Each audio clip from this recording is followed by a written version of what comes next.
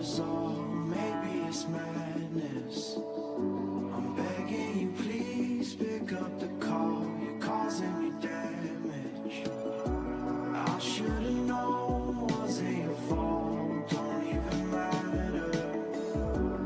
I wasn't thinking clear, trying to take it there. Scared to lose it all, I won't stand a chance. And I don't wanna fake it. What if I can't walk away? You got me standing in the rain, hoping I don't make the same mistake.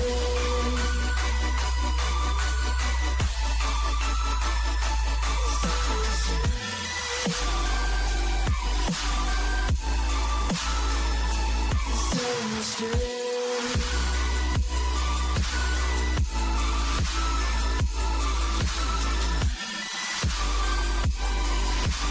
Hoping I don't make the same mistake.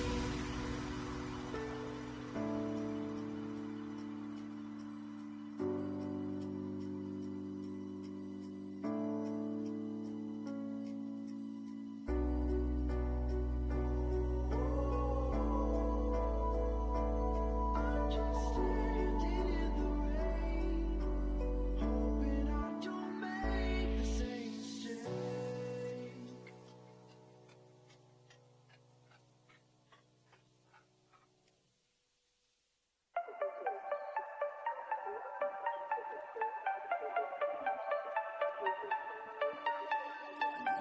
Hand out, she holds. It's feeling like we've been here before. We're both so broke. That's something that'll keep us afloat. Don't walk too slow. We can't keep falling deeper again. Came too close and the taste so far from pure. A rush of blood, but we search for so much more. We've all been here before.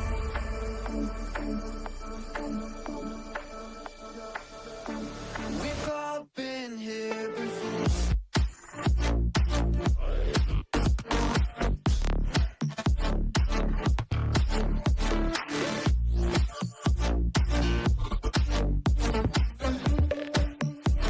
We've all been here before.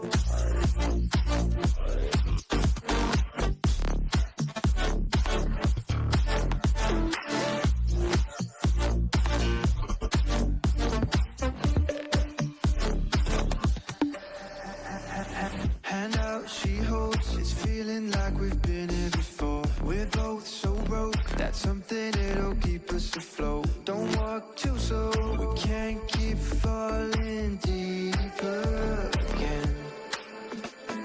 Came too close and the taste so far from pure.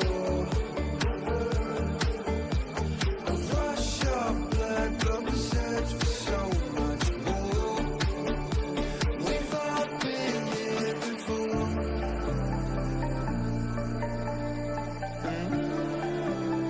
We've all been here before.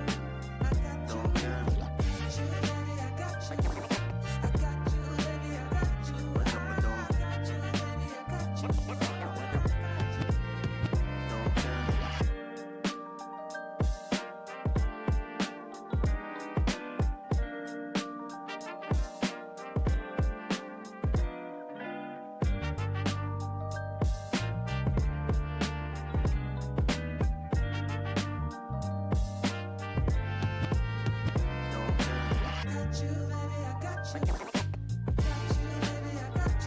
up with them? Don't care.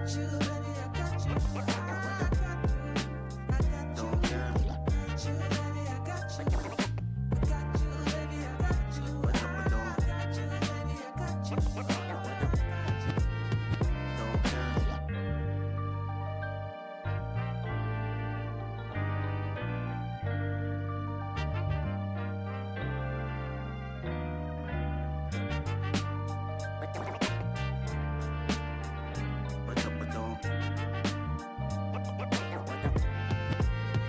Don't care.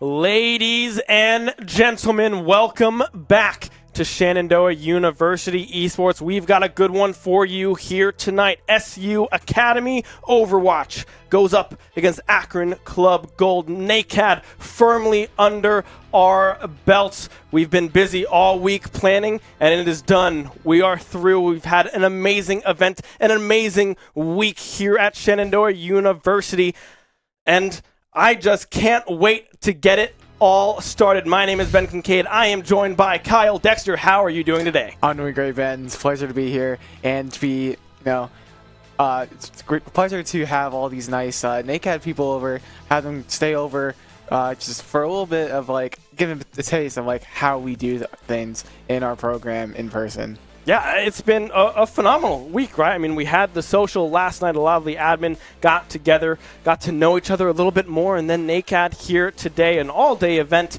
full of networking and fun stuff back and forth with all of our regional esports leaders here in the DMV area, East Coast kind of range here. It's been a wonderful day, frankly.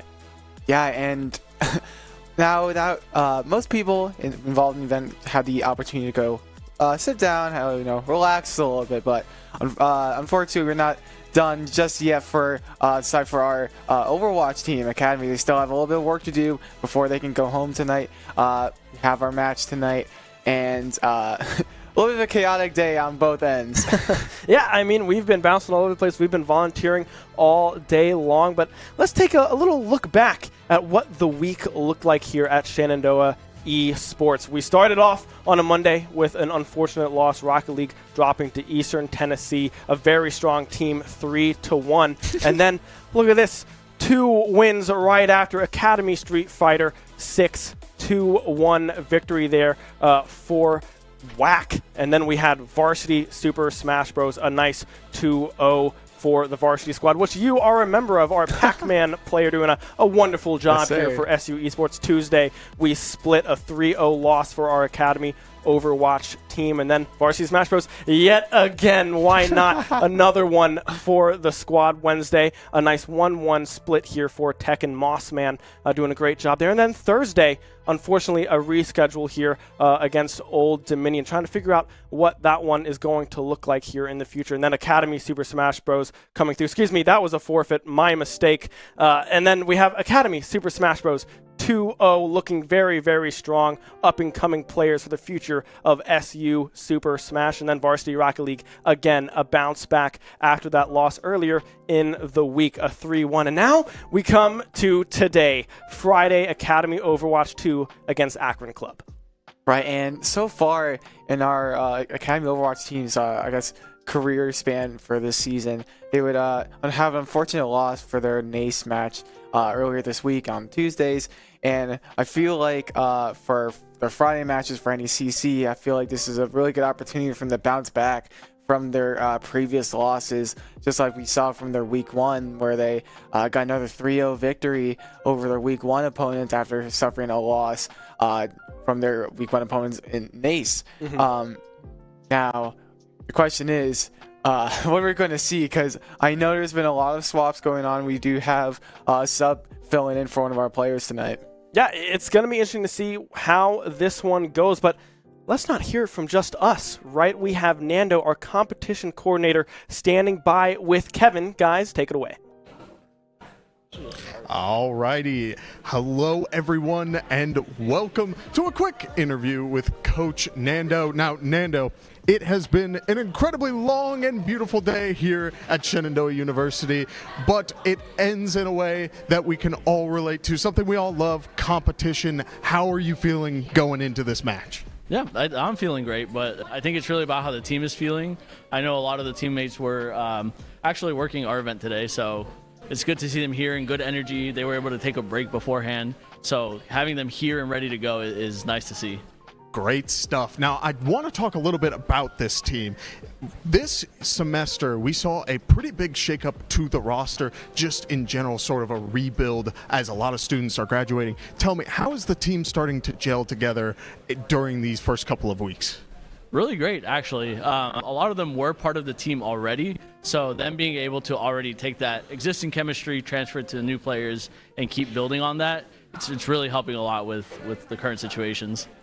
Awesome, awesome. I want to talk a little bit about the last match we saw with these players. We did see Shenandoah go down 0-3, but each individual round was down to the last couple of seconds, points getting real close. Tell me, what sort of aspects are you trying to bring in to this game to try and walk out on top?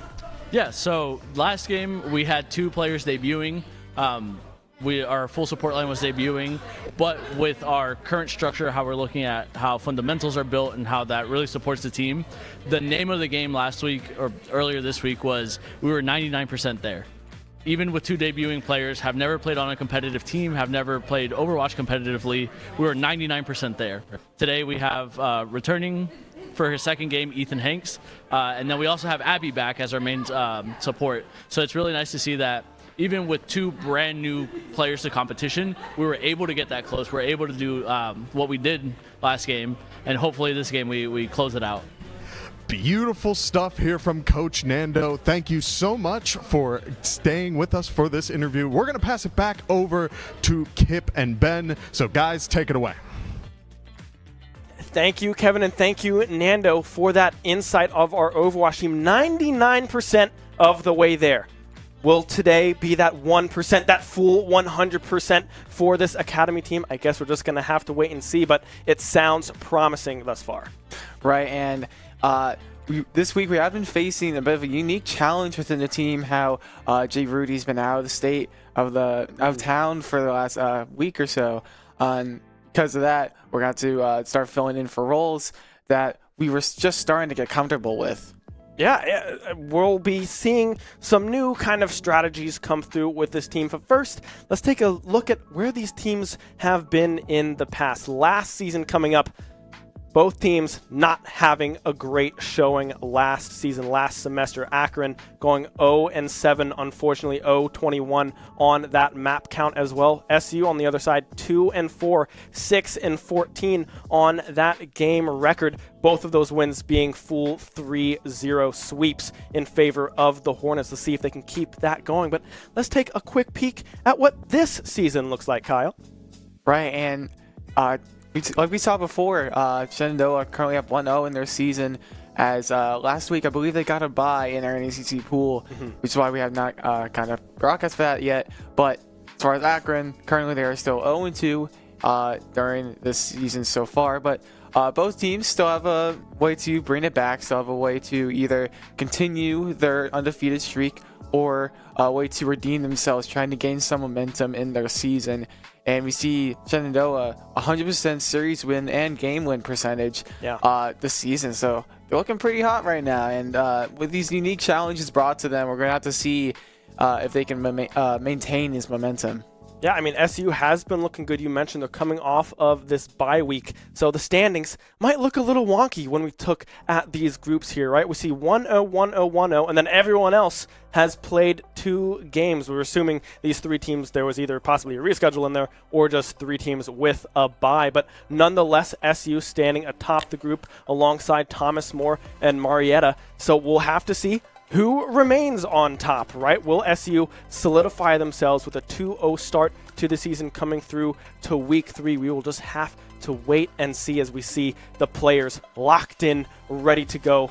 Rain Dreamer up front. Take a little pan over to the cameras. A little smile and a wave. Why not? Yeah, Flames getting in on the action too. The camera is there. But yeah, I mean, they are a fun bunch of people paying it up to Clabiella. We have Sin, Ethan on that sub role coming through the support here for this Overwatch team. So yeah, very excited. A few waves. Yes, let's have some energy, have some fun here in SU Esports.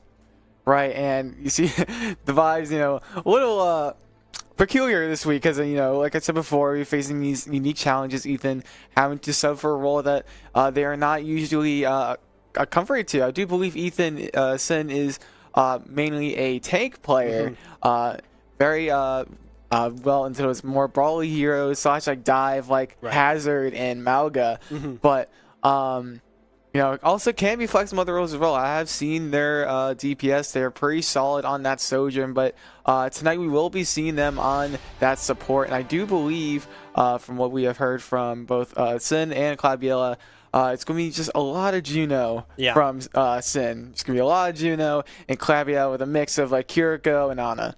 Yeah, and don't forget the Brig is kind of tossed in the mix there as well for Clabiella Ethan there. I mean, this is a big moment for him, right? He tried out for the team for any position, right?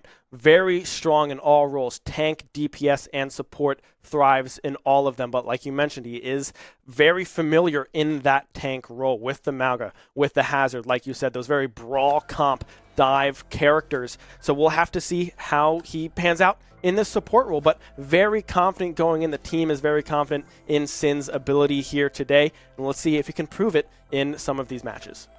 Right, and I do want to think about what kind of match we'll be running into for this first series. I do believe is control point for map 1 in this series for NECC, and we haven't seen a lot of Lijiang Tower. Like I mentioned in our last broadcast for NECC Week 1, we have seen a lot of Lijiang Tower. Yeah. Widely considered to be probably one of the better maps in the game. A lot of teams that like to just either gentlemen or the bans just happen to end up on that map. But we just have to see if that will be the case for this series in particular. Yeah, Lijiang Tower is kind of the tried and true bread and butter of pretty much every single collegiate team in America, right? That is just what we go to on default. It's good.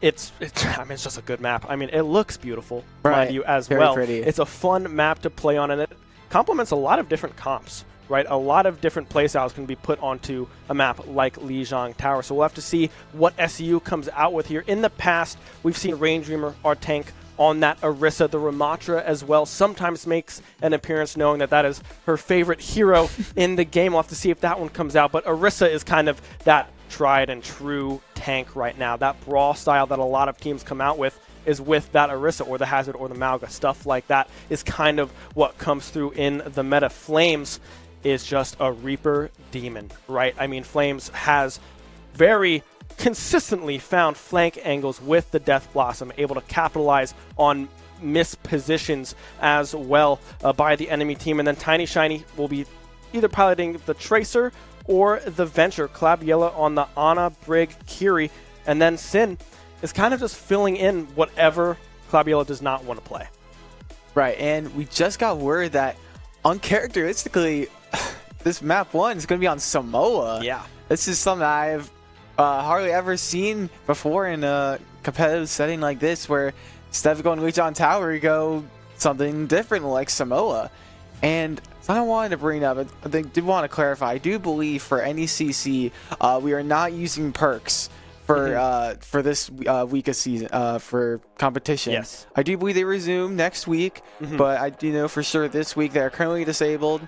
And I believe that's probably the best way to go about it, because they're still very new. They're still like they're very impactful for the game. I mean, sometimes depending on what hero you pick, it could be very like impactful on how like they play. Like we saw in the spotlight, Pharah has that group that turns into more of like a mini grab where it pulls them in instead of spreads them out. Right. And we also make we see return of Bastion's tank form, you know, but yeah, like the point is they're very impactful towards the game, and be too early to bring them into competition as of right now in the collegiate scene. And I think that's a great way to just pause it for now, and while we take this week to experiment with what perks might be good for what specific comps, we're just gonna have them disabled for this week. Yeah, and that makes complete sense, right? I mean, it's new for us casters, but the players, they're learning all this stuff at the same time that we're trying to learn it as well. So yeah, this first week off, no perks, nothing to worry about. The same old Overwatch, nothing too crazy happening in this one in terms of game changes, right? Next week will, I believe, have those perks activated, so hopefully teams kind of wrap their head around, like, I don't know, there's like 100 something? I don't know how many perks there are. There's a lot. Each character gets 4.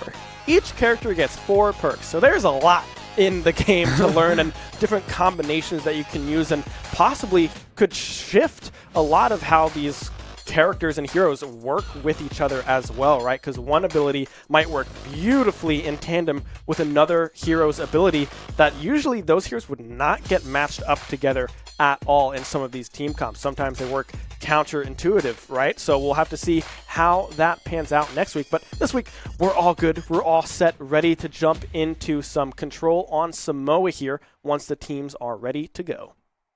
Right, and I'm going to be honest with you, Ben. I do not have as much experience with this map compared to something like Legion. Right. We're just so used to seeing it so often.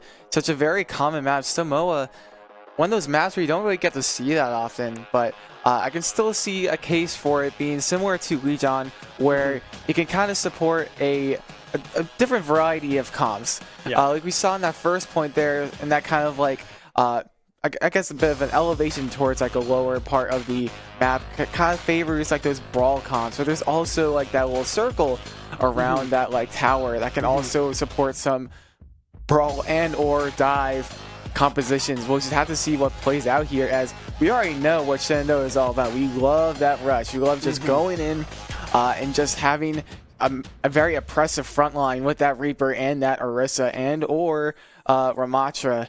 And for something like this, we're not sure what Akron's going to send towards Shenandoah's way. We don't know what this team has in their pockets.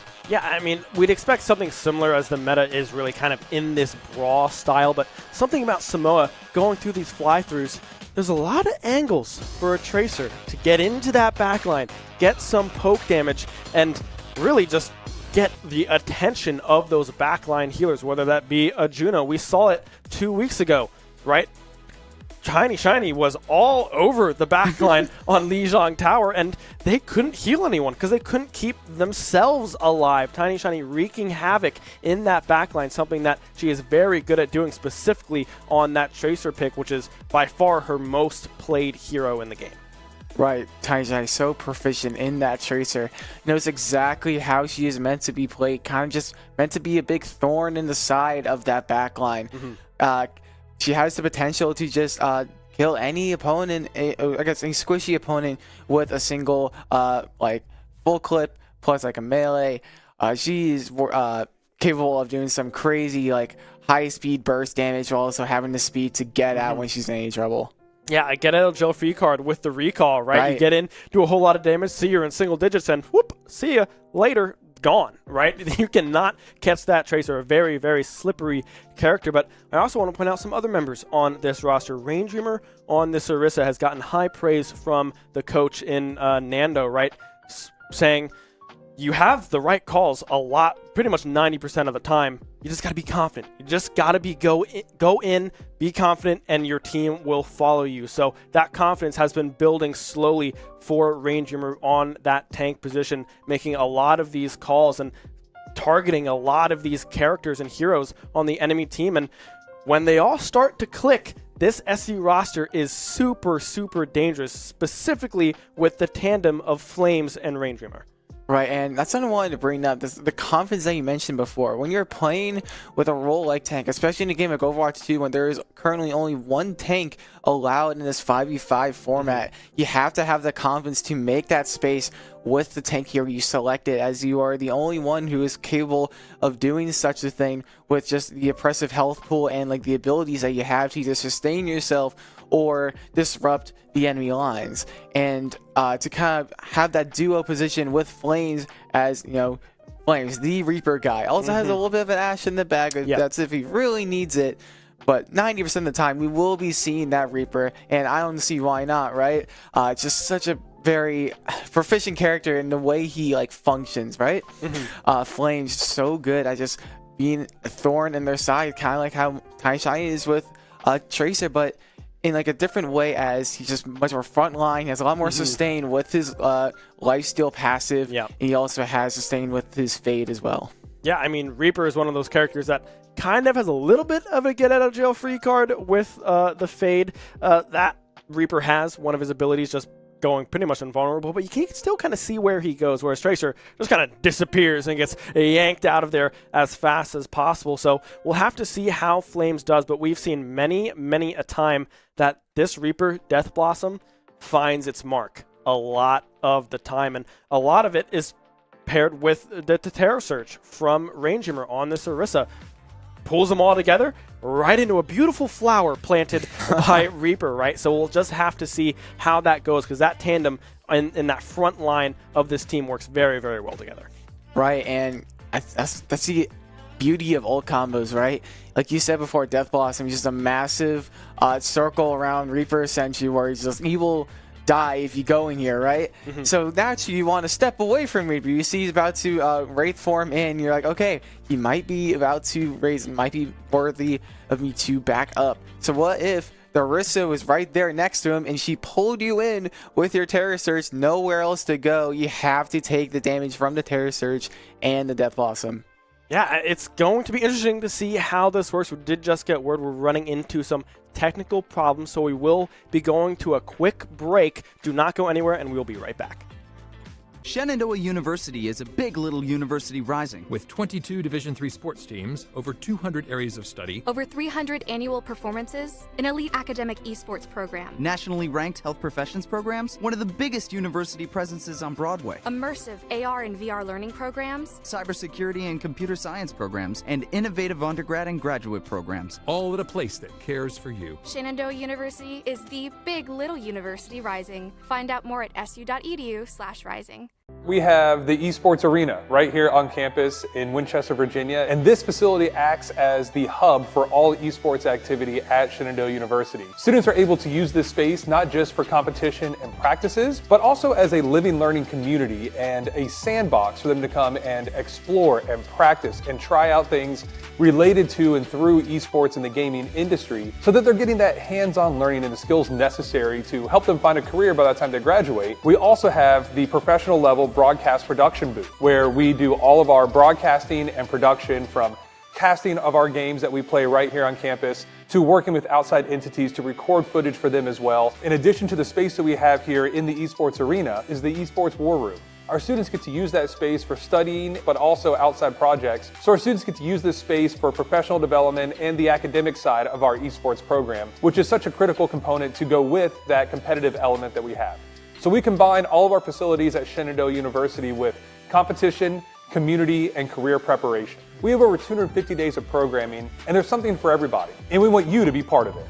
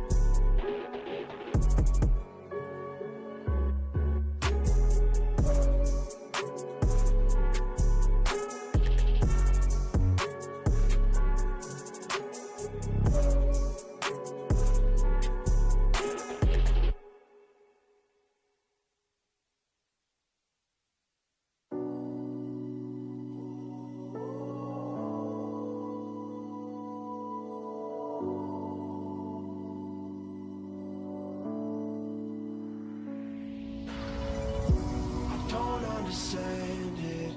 This wasn't the plan. Don't wanna demand it. I've done what I can. And I never mentioned the times you were rude. And I never mentioned when you heard the truth. Scared to lose it all. I won't stand a chance. And I don't wanna fake it. What if I can't walk away? Got me saying away. Hoping I don't make the same mistake.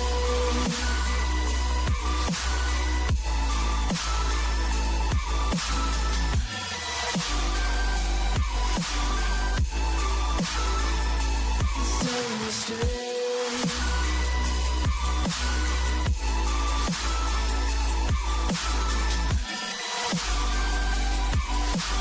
Hoping I don't make the same mistake.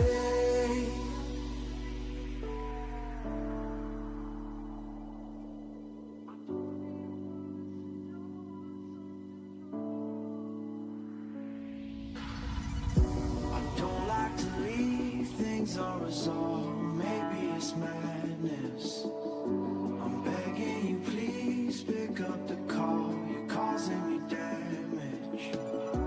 I should've known wasn't your fault. Don't even matter. I wasn't thinking clear, trying to take it there. Scared to lose it all. I won't stand a chance. And I don't wanna fake it. What if I can't walk away? You got me standing in the rain. Hoping I don't make the same mistake.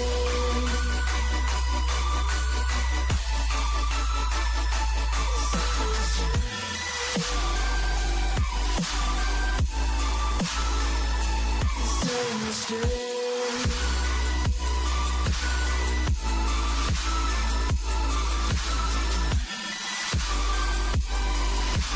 Hoping I don't make the same mistake.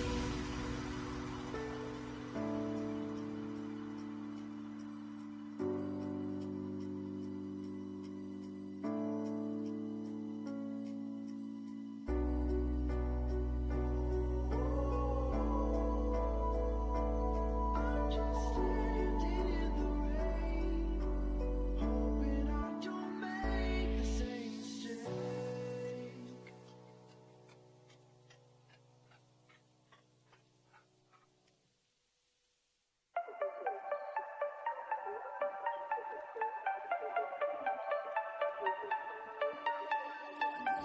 Hand out, she holds. It's feeling like we've been here before. We're both so broke. That's something that'll keep us afloat. Don't walk too slow. We can't keep falling deeper again. Came too close and the taste so far. Well, hello, everybody. This might be a little familiar if you watched our Wednesday broadcast. We're going to have some fun here in the Esports Arena. We're going to have some impromptu interviews. So first things first, let's try to find someone in the arena. Well, we had our NECC people here with us today, so let's go with you here. What is... Oh, he's running. He's running. Get him. All right. We're going to slide in here. Okay. All right. What's your name, and how are you doing today? My name is Connor Alney, and I'm doing fantastic. Thank you. Doing fantastic? No, that's a great thing to hear. How was your entire day here? We had NECC here at SU. I mean, you're in charge of a lot of it. So how was it? I mean, did it go as planned? I think it went better than planned. I think we had an amazing day. We had a ton of people from the region come out, a bunch of esports coaches, high school and college, come, mix, learn. Couldn't have asked for a better day. So it was awesome. That is fantastic. Let's slide on down the line here. All right. How are you doing today? First things first. Oh, of course, you can shake my hand, of course. Now, what is your name and how was your day? It was excellent. My name is Brian Rezek from Pro Level Professional Gameware.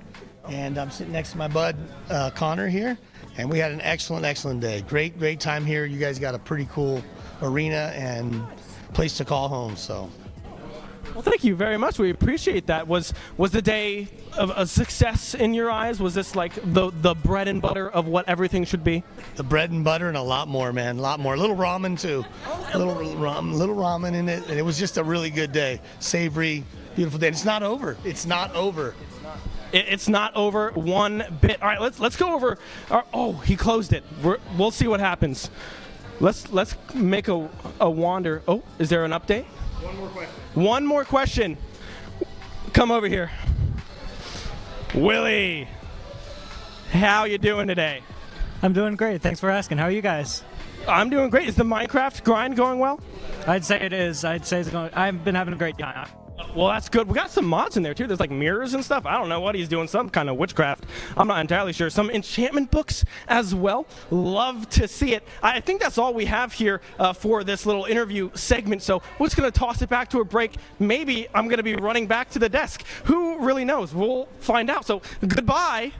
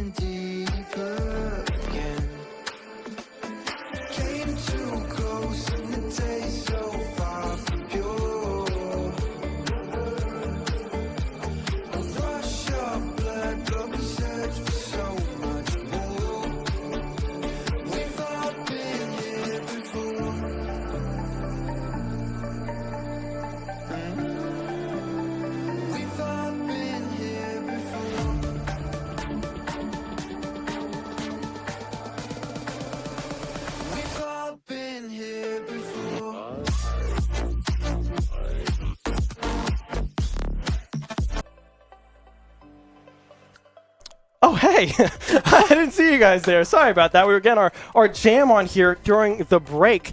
We're good to go, folks. We're going to play the game here tonight against Akron Club Gold. It's going to be on Samoa for our first control map. We'll be hopping in. We'll get a little serious in some time here. But, Kyle, how are you doing after that break?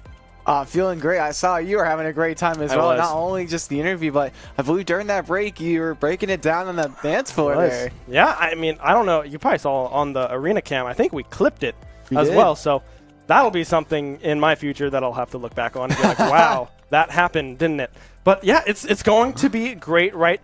We've gone through the roster for the SU side. We had some technical difficulties with getting things linked, I guess, in certain websites or NECC links and stuff like that. But we're all good to go. We have everyone in, everyone ready to go. The match will be played here tonight, so very excited to get that underway as soon as possible. Right, now jumping into things, starting to get more serious now. Now, I wanted to bring up before what kind of comms we expect to see. Obviously, we know exactly what to expect for Shenandoah. We're going to see that Reaper, that Orisa, the Tracer / Venture, as well as the Juno coming from Sin, and Ana plus Kiriko, maybe Brig. But speaking with Claudia, she said might not be that likely that the Brig comes out, but if it needs to be there, it's there. But as far as from Akron, we don't know what to expect. Is it going to be another brawl come, as those have been very popular recently? Has been part of the meta that we know so well. Maybe a little bit of die that we do see every now and then. and maybe the uncommon poke. Yeah, I mean, the poke comps do come through every now and then. Definitely rare in today's meta with the survivability that a lot of these players and characters, rather, heroes, do have in this game of Overwatch 2. But yeah, it's going to be interesting. I'm very fascinated to see where Sin kind of lands in this roster, right? Because we know Claviella is a very strong flex support, right? Plays a lot of Ana, very good on the Kiriko, plays Brig from time to time if necessary. And, well, Sin plays just about anything, right? Whatever is needed from this player, they are doing a great job and will do a great job at filling in for this SU roster. I'd expect it to be something along the lines of a Juno, and possibly it's just going to be Juno duty all night here for Sin going up into this first to 3 series here that we have for NECC week number 3.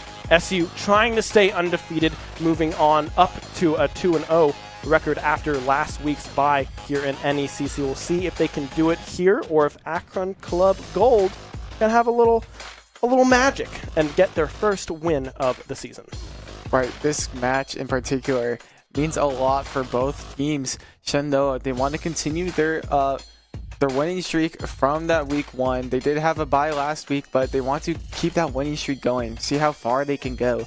But if you're on the side of Akron, you want to gain some momentum back.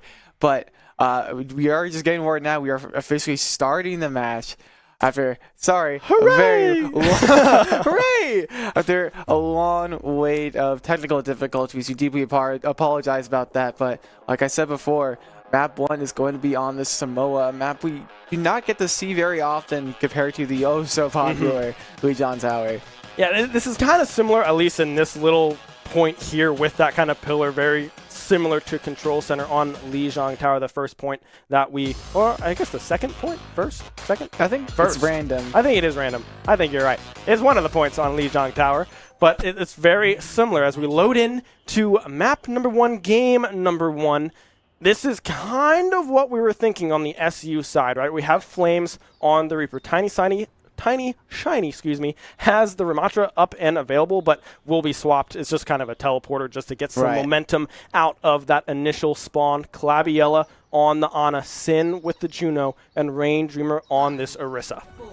Right, I do love the idea of teleporting with the symmetric teleporter, as you can instantly swap back and into the truck. A little bit of a misstep, but still getting a little bit of the advantage with the speed rain as well as the teleporter. Tiny Shiny instantly swapping back to Tracer, already there on the scene, and we are getting to a little bit of poking action while we wait for a very dastardly purple.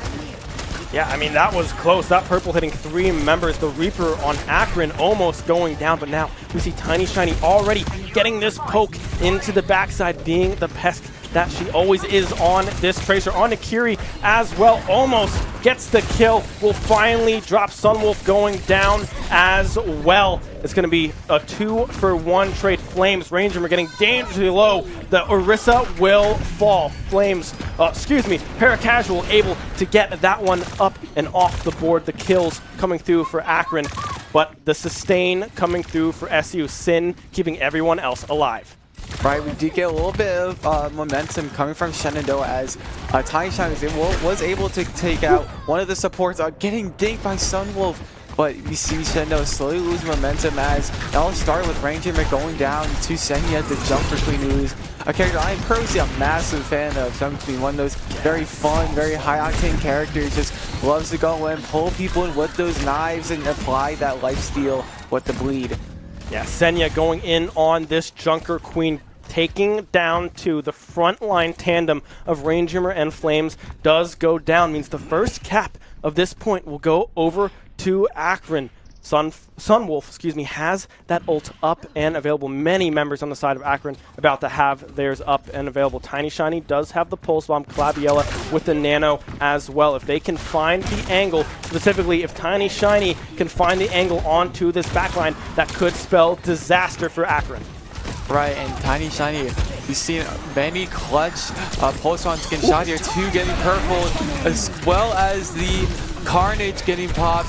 Claviella going down to Senya, as well as Ranger from Paris Casual, but not without being taken down by Flames. I mean, a scrappy fight coming through from Akron. The war cry coming through as well from Senya does so much work. Ults were used. A swap coming through. Clabiella onto the Kiriko. The Nano not used in that fight, but now 3 ultimates up and available. Flames, the Death Blossom up and available. Sin does have that Orbital Ray, and then Rangehammer has the Terror Surge up and available as well. But on the side of Akron, you have the High Noon, you have the Kiriko of your own, and you have the Nano up and available. Let's see what they can get done. The Javelin will connect. Chuppy is gone. The Ana off the board. No need to worry about the Nano. Kiriko's popped. The High Noon popped as well. Will find one. Sin will fall. Senya putting the team on their back after what was a great start for SU. They crumble at the feet of Akron. Wow, just such a great start from Akron. Getting a little bit of momentum back from what looked like a losing fight, that first fight of this round 1. But currently they're almost about to cap, but Tiny Shiny on the Tracer loves to get that touch. Very proficient getting in and getting out, just keeping the overtime timer going down. Make sure it does not hit the end of that. Oh, here we go. Here we get that massive duo combination we were talking about in week 1 before. Flames and Ranger getting the pull with the Terror Surge and Death Blossom combo. Yeah, I mean, that's exactly what we wanted to see from that front line combo. Flames as well. Para Casual trying to run away. The Javelin up and available will just barely go wide, but Flames able to chase down the counterpart. Goes in for the kill. Now 2 ults up and available for Akron here. 0 on the side of SU. It's going to be a tough fight to win here, and they need to hold on to it as Akron is already at 99% here on this first point. Right, and Shenandoah is showing some signs of life after what looked like a rough start in this map 1. Clabiella, despite not using the Nano, went on. I do like this switch to Kiriko as she's able to cleanse the incoming, purples from Chubby on that Ana, as well as the potential purples from that Carnage. Yeah, now we see the advance getting pushed through the ult, coming through from Senya, finding multiple members, but no one dead just yet. Sin barely staying alive. High Noon is popped. The Orisa is tired, sleeping in front of Akron, but unable to find any kills. Now overtime. The cap was transitioned. Para Casual with an ult in the back line finds Clabiella. Chuppy finding Flames as well, but still contested coming through. Tiny Shiny Ranger still alive. Sin doing a great job at trying to heal them up. Tiny Shiny in the backside as well, but Ranger will go down. Sunwolf finding Sin as well means this one is done and dusted unless Flames can get to that point. No, he cannot. 100% on the percentage. Akron take the first cap. Right, and what a great start for Akron this is, right? Currently 0-1 in the season, having a little bit of a rough semester so far, but maybe this is some form of signs of life with them, right? Showing some dominance with that Junker Queen as well as that Reaper combo to really just take advantage of just picking your targets correctly to take that first round. Yeah, I mean, JQ Senya on that hero has been looking unbelievable, right? Practically unkillable in that first control point here, looking very, very strong as now we hop into this second point of Samoa. A little bit of a switch up here as well on the Akron side. Sunwolf off of that McCree and now on to the Sojourn. Right, and we do see some swaps coming from Shenandoah as well. Tiny Shiny swapping from Tracer to Genji. I do like this interesting switch from Tiny Shiny. Still trying to get, trying to be like, throw on the side, right? Try to really bully the backlines like that, especially that Ana, right? You want to use that deflect to maybe catch some, let's say, desperate sweep darts or grenades to keep Chubby alive, and I believe that is the aim that Tiny Shiny is trying to go for, as she does get that Swift Strike kill from Godat. Yeah, able to get one, but Tiny Shiny will fall. Senya able to find that one. Para Casual on the Reaper on the side of Akron, going dangerously low, will finally fall. Flames, Rain Dreamer as well, finding the Sojourn. This is a great fight and a great start to this second point here for SU. The first cap did go over to Akron, but able to get that one back as Sunwolf switches back from the Sojourn back onto that Cassidy. Right, and I did like the idea of swapping to that Sojourn. Even though Sunwolf did a great job on that Cassie, that round 1 of this map one, get a lot of picks, especially on that Tracer from Tiny Shiny. Even though like Tracer's really good at just diving these DPSs in just these backline characters, Cassie is one of those characters that can just take advantage of these dastardly headshots, as Paracasual gets 2 without Tiny Shiny getting 2 kills on the side of Shenandoah, but Akron will take that point back. Yeah, a great fight coming through from Tiny Shiny. They're able to find both backline members, but on the side of Akron, they just abandoned the backline, went full force forwards, and was able to wipe the rest of the team till Tiny Shiny was the last one left standing. The cap now transitioned over to Akron, about 31%, and ticking to the 34, and standing still of SU. Paracasual able to escape from that one with the fade, but will go down. Ranger able to find that one. The Javelin as well on to the Cassie. Won't find the kill. High Noon up and available, but Flames able to find one. The High Noon will be stopped. The Javelin is absolutely beautiful from Rain Dreamer, finding 2 towards the back end of that fight. Right, stunning gameplay from Rain Dreamer there, catching that High Noon with that Javelin throw, noticing that it was a little bit desperate coming from Sunwolf, trying to get 1 or 2 picks before going down, trying to swing some momentum back towards their favor, try to kind of keep that momentum going, keep their lead going, but they were going to see that. No! Oh my goodness, the purple stuffing that ult combo from both Rain Dreamer and Flames, and oh no, the momentum just going downhill then, but maybe not, as Senya goes down without any heals making her way, as she was unable to break the line of sight from the Kiriko or Ana. But the triple on that Death Blossom from Paracasual, as they were able to get healed while during the ult, unable to stuff it. Yeah, I mean, that was a huge ultimate, a huge angle brought through from Paracasual, right? Finding 3 with the Death Blossom on the backside. Cassidy rolling out of the way, getting dangerous to the low, getting very aggressive into the front spawn area of Shenandoah, but now a regroup. 66% and counting to the 77 on the side of SU. A very, very close point number 2, but look at these ultimates. Sin has the orbital ray, but nothing else is close, whereas the Nano and the Kiriko rush, or the Kitsune rush, excuse me, is up and available. Orbital ray goes down. They have to come up huge with that one. Rain Dreamer is already purple and already dead. Now, no tank for SU. They have to try to find the angles. Flames finds one, won't be able to find anything else. Shenandoah going down. Sin will follow Akron. Only Sunwolf will fall, will respawn. And now, does anyone get close enough to touch? No. Map number 1 will go Akron's way. Right, and what a great showing